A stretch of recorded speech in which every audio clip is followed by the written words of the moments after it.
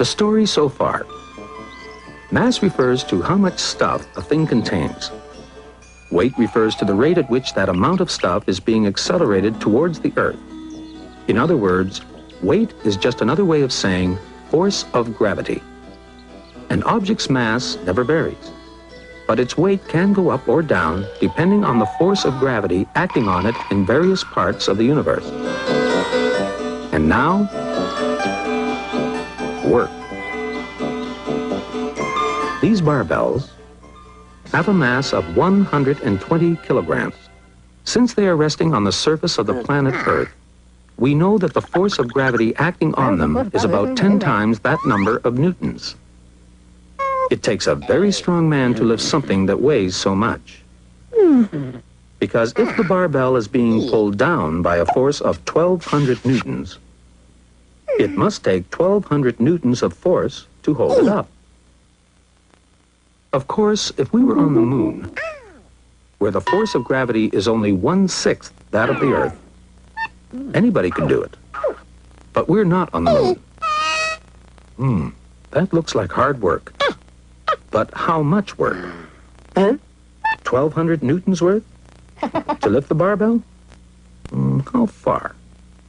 Exactly 2 meters. But what if you only lifted the barbell half that distance, say 1 meter? Surely that doesn't take as much work as lifting the barbell 2 meters. When you lift the barbell all the way up, you're doing 1,200 newtons times 2 meters worth of work. When you lift it only halfway up, you're doing half that amount of work. 1,200 newtons times 1 meter. In fact, this is how you measure work in physics. Work equals force times distance. Here you're doing 1,200 newton meters of work. And here you're doing 2,400 newton meters of work. That's simple enough. But suppose that after the show, the strong man discovers that his car is stuck in the mud. He pushes it and pushes it, but it won't budge a millimeter. And suppose that at the very same time, the clown, who hasn't got a car, is in the act of picking up the telephone to call a cab. Which of them would you say is doing work at this particular moment? The strong man or the clown? The clown. Because work equals force times distance. And although the telephone receiver only weighs about 2 newtons, while the strong man's car weighs perhaps 15,000 newtons, when he lifts the telephone receiver, the clown is applying a force of 2 newtons through a distance of 50 centimeters, let's say, or half a meter. And therefore, he's doing 2 newtons times half a meter of work, which is 1 newton meter of work.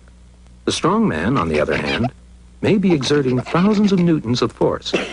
But since the car's not moving, there's no distance involved, and the poor man isn't doing any work at all.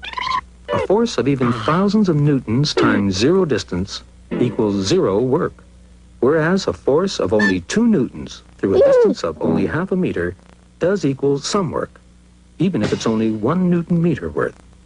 But it's a bit awkward to keep on talking about newton meters of work.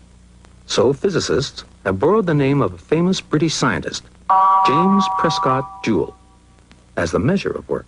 1 joule is the amount of work done when 1 newton of force is applied through a distance of 1 meter.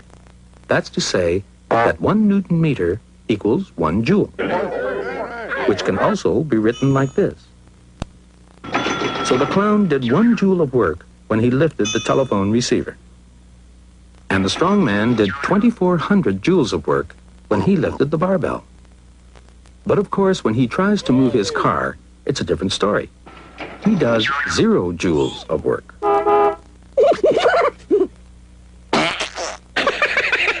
Next question.